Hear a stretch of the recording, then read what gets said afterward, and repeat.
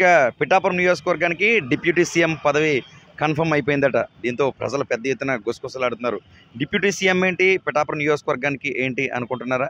మొన్న ముఖ్యమంత్రి వైఎస్ జగన్మోహన్ రెడ్డి పిఠాపురంలో వంగగీత విశ్వనాథ్ని గెలిపిస్తే ఖచ్చితంగా డిప్యూటీ సీఎం పదవి ఇస్తాను అని ఆయన ప్రచారం చేశారు. ఈ నేపథ్యంలో వంగగీత విశ్వనాథ్ ఖచ్చితంగా గెలిస్తే డిప్యూటీ సీఎం పదవి ఇస్తారు కాబట్టి ఒక్క వైసీపీకి సంబంధించిందే అనుకుంటే పొరపాటే. ఇక్కడ జనసేన అధినేత పవన్ కళ్యాణ్ గెలిచిన డిప్యూటీ సీఎం పదవి వరించే అవకాశం ఎక్కువగా ఉన్నట్లుగా ఎక్కువగా చర్చ అనేది జోరుగా తెలుగు రాష్ట్రాల్లో జరుగుతుంది. పిఠాపురం నియోజకవర్గానికి సంబంధించి నిజానికి ఈ ప్రాంతంలో పవన్ కళ్యాణ్ పోటీ చేయడమే ఈ ప్రాంతం వరంగా మారిందా? పవన్ కళ్యాణ్ పోటీ చేయడం ద్వారానే డిప్యూటీ సీఎం ఒక గిఫ్ట్గా ఈ నియోజకవర్గానికి రాబోతుందా? ఎవరు గెలిచినా డిప్యూటీ సీఎం కన్ఫర్మ్ అంటున్నారు ప్రజలు.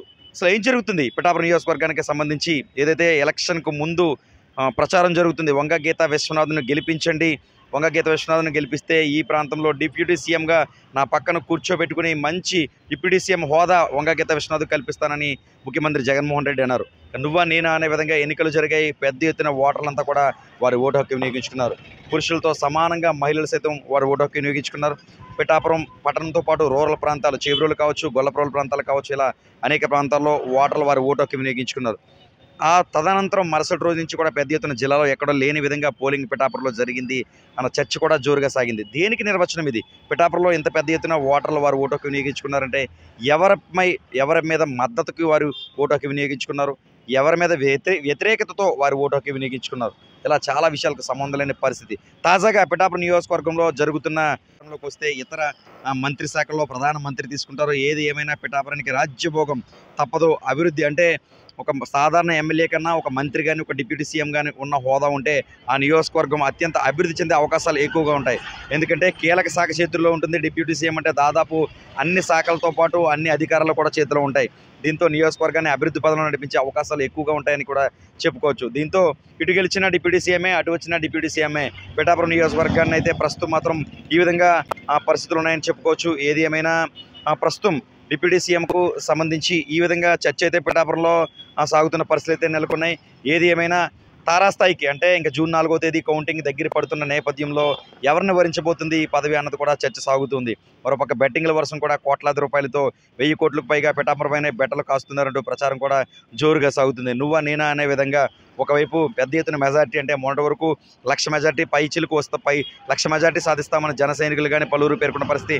తాజాగా నాగబాబు అయితే మెజార్టీ సంబంధం లేదు, మెజార్టీ ప్రజలు ఇచ్చే గిఫ్ట్గా భావిస్తాం, గెలుపు ఖచ్చితంగా భారీ స్థాయిలోనే ఉంటుందంటూ నాగబాబు పేర్కొన్నారు.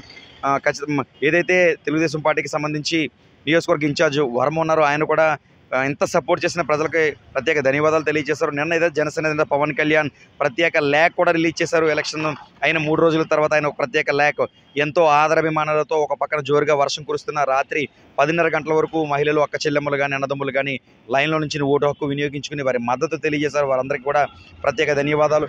ఎంతో నియోజకవర్గంలో గ్రిప్పున్న తెలుగుదేశం పార్టీ నేత తన సీటు కూడా త్యాగం చేసి మద్దతు తెలిపి ఎంత పెద్ద మొత్తంలో గెలిపించేందుకు కృషి చేసిన వర్మకు కూడా ధన్యవాదాలంటూ పవన్ కళ్యాణ్ ఒక లేఖ ద్వారా ఆయన సన్నివేశం తెలియజేశారు. మరోపక్క సీనియర్ నటుడు నాగబాబు కూడా మీడియా సమావేశం నిర్వహించి ప్రత్యేకంగా నియోజకవర్గ ప్రజలకు ధన్యవాదాలు, కృతజ్ఞతలంటూ కూడా పేర్కొన్నారు. చూద్దాం మరి ఎలా ఉండబోతుంది చర్చ. రోజుకో రకంగా మెలుపు తిరుగుతుంది. నువ్వా నేనా అంటే నాకెంత మెజార్టీ వస్తుందంటే నాకెంత మెజార్టీ వస్తుందన్నదే పిఠాపురంలో అయితే ఆశాభావం వ్యక్తం చేస్తున్న పరిస్థితులు నెలకొన్నాయి. తాజాగా deputy CM YSR Congress party గెలిస్తే ఒక వంగగీత విశ్వనాథ్కే కాదు జనసేన నేత పవన్ కళ్యాణ్ గెలిచిన డిప్యూటీ సీఎం వచ్చే అవకాశాలు ఎక్కువగా ఉన్నట్లు కూడా స్థానికులు గుసగుసలాడుతున్న పరిస్థితి నెలకొంది. ఏవైనా రాష్ట్రంలో పిఠాపురానికి డిప్యూటీ సీఎం పవన్ కళ్యాణ్ పోటీతోనే వరించబోతుందా అన్న ఊహాగానాలు కూడా ఎక్కువగా వెలువెత్తుతున్న పరిస్థితులు కూడా నెలకొన్నాయి. ఇక జూన్ 4వ తేదీ మరి కౌంటింగ్లో ఎవరికి ఎంత మెజార్టీ రాబోతుంది, తద్వారా ఎలాంటి పదవులు ఇక్కడికి రాబోతున్నాయి అన్నది వేచి చూడాల్సి ఉంది.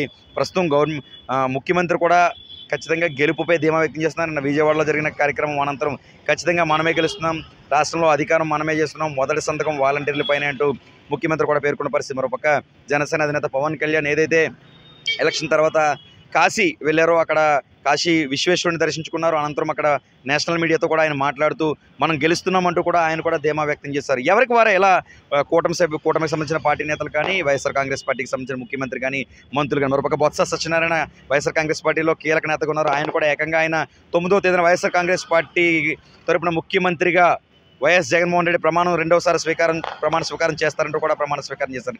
దేనికి అసలు అంటే ఎలక్షన్ కౌంటింగ్ ఏ విధంగా ఉంటుందో తెలియకుండానే ఎవరికి వారు గెలుపుపై ధీమా వ్యక్తం చేస్తున్నారు. ప్రమాణ స్వీకారం తేదీలు కూడా ఖరారు చేస్తున్నారు. ఏం జరుగుతుంది అర్థం కాని పరిస్థితి నెలకొంది. ఏదేమైనా పిఠాపురం నియోజకవర్గానికి డిప్యూటీ సీఎం పదవి గిఫ్ట్గా రాబోతుందని గుసగుసలు జరుగుతుంది. చూద్దాం మరి 4వ తేదీ వరకు వేచి ఉండాలి. ఏం జరుగుతుందో వేచి చూడాలి. న్యూస్ 18 సూర్యప్రకాష్, ఉమ్మడి తూర్పుగోదావరి జిల్లా ప్రతినిధి.